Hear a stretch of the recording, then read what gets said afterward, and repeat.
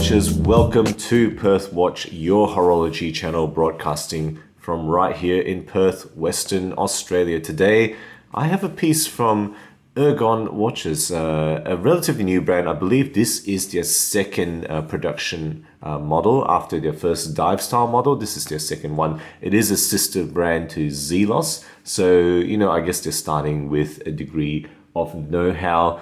Let's just get this package open. Now, this watch comes in this travel pack, nothing fancy and, just a very simple one, but utilitarian, and I like it. Spinability, actually, if you get it on that button, it's pretty good. That's probably a 3.5 or 4, but, the leather itself doesn't spin very well. So, you got to get it on that to make it spin.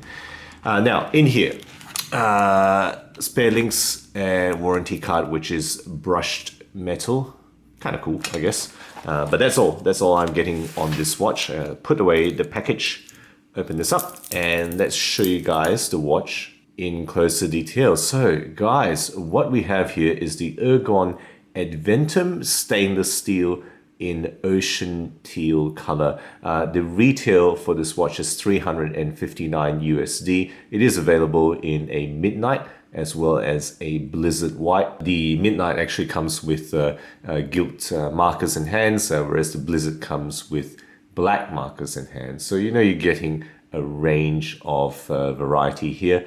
Check out the links down below for more details and the company website if you wish to look into it a bit more. All right, first up, guys, as always, about the movement, just very quickly here, Miyota 9015, you know the stats of this movement. I think it's a high beat 28800 speed movement. In this case, the quick set date is implemented on the 6 o'clock position with a color matched date wheel, so dial matched color on that date wheel, which is really cool. I like it that they've changed that out, and that's really a strength here. The rated accuracy, you can see there in actual use over the last week. This has run a pretty good plus 3 seconds per day. No problems at all with that. That's actually something you can easily live with anytime. Right, moving on to the case here. So the website states 40 millimeters on calipers. On the diameter is actually 40.6 millimeters. The bezel itself is a 38 millimeter diameter. So this bezel between my thumbs here, 38 millimeter diameter.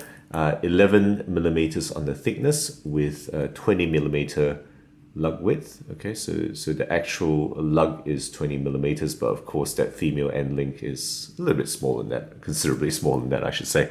Lug to lug distance is pretty long, so if you measure right to the tip of the lugs there, between my thumbs there, is actually 50 millimeters, so pretty substantial lug width here, and overall weight is also pretty substantial. 164 grams is what this is coming up as.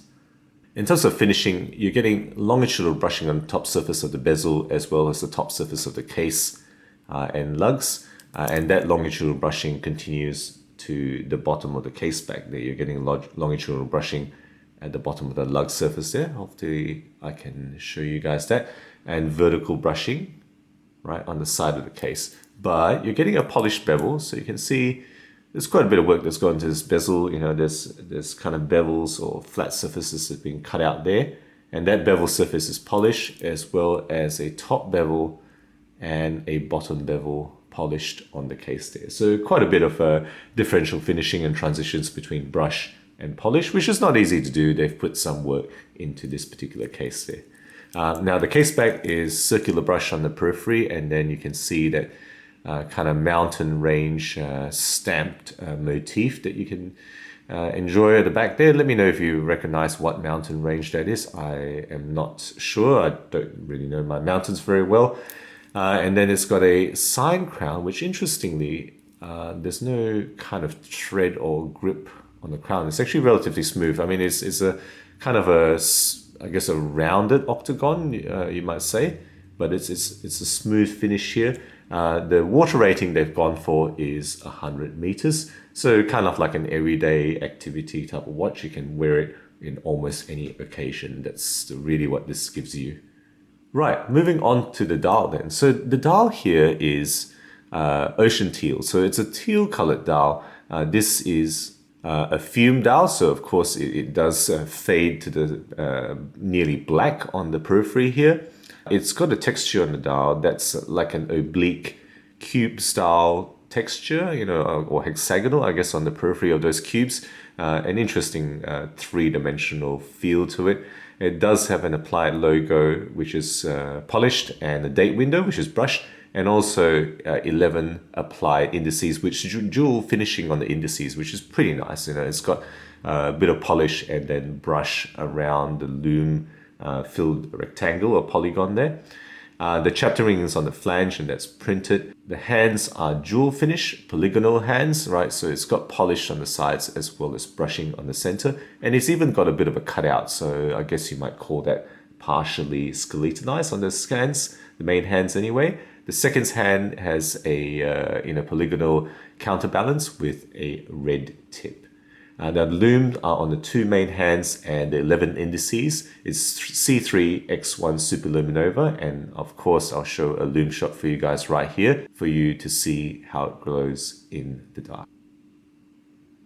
Right, moving on then. On top of the dial is a flat sapphire crystal with internal anti-reflective coating, and it's pretty good actually. Look at that. I'm looking roughly straight on, and you can hardly see any reflections. You can enjoy the texture in the dial as the light plays on it. So pretty good anti-reflective coating there. Moving on to the bracelet then. So this is a longitudinally brushed, including the side, it's long brushed H-link style bracelet with polished center links. That's really what you're getting here. It's got solid end links with those quick release bars that you can see there. So you can change this out very quickly if you so choose. And they've given, let's show you their screw adjustment. Hopefully you can see the screw heads there. So screw link adjustments there is what this has. The bracelet, so the lug width I told you is 20 millimeters. The bracelet actually starts at about 24, tapers to 20 millimeters. And then this class is 23 millimeter wide. It's a machine class push button release, okay, with a keeper there. So it's a push button release class, and it's got 6-point micro adjustment. Right, that's the entire description. Snap it on the wrist for a wrist shot for you guys now, and there you go. The Ergon Adventum on my 17 centimeter wrist. So remember, it's got a pretty substantial lug width, but I guess thanks to the female end links, it does drape down to kind of fit most wrists. I think it is large, but I think I just get away with it. Dress style or formal style watch, this does look a little bit large. It is actually fairly slim, so 10 millimeters or 11 millimeters on the thickness there. So it does ride fairly low on the wrist, and that's how it looks like on that bracelet. Okay, so that's the description. What do I think about this watch? What do I think are the strengths? Look, I think you're getting pretty fair quality and pretty good specs, especially if it's on sale. Now, for the full price $359, some people might think that that's kind of pushing it. But look, you're getting a Miyota 9000 series movement, sapphire crystal, 100 meter water resistant rating, and a pretty darn solid bracelet, which looks fairly nice. So for all that, I think the asking price is not entirely unfair. Of course, it'll be sweeter when you get it on sale, and I suspect it will, occasionally go on sale.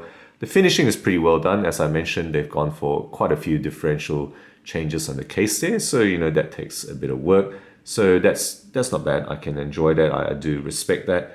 I think the dial is where a lot of additional work has done. So jewel finishing on the indices, the hands, the detail on the texture on the dial, pretty good. Pretty nice, and I can certainly enjoy how the light plays. On that dial. Just look at that dial and how it just variegates with the light there. That's pretty cool. And overall, it's a pretty well done, very loose homage, I think, of the Girard-Perregaux Laureato. That's the watch I think this looks closest to, but definitely not the same thing. So I think it's just taken very loose nods. So I respect that they haven't gone for a kind of one-to-one homage, or some people would say a knockoff in any way. What are the weaknesses? Look, I think overall it's quite heavy. So it comes up at 164 grams with the links that I've removed. I've removed about 5 links, I think.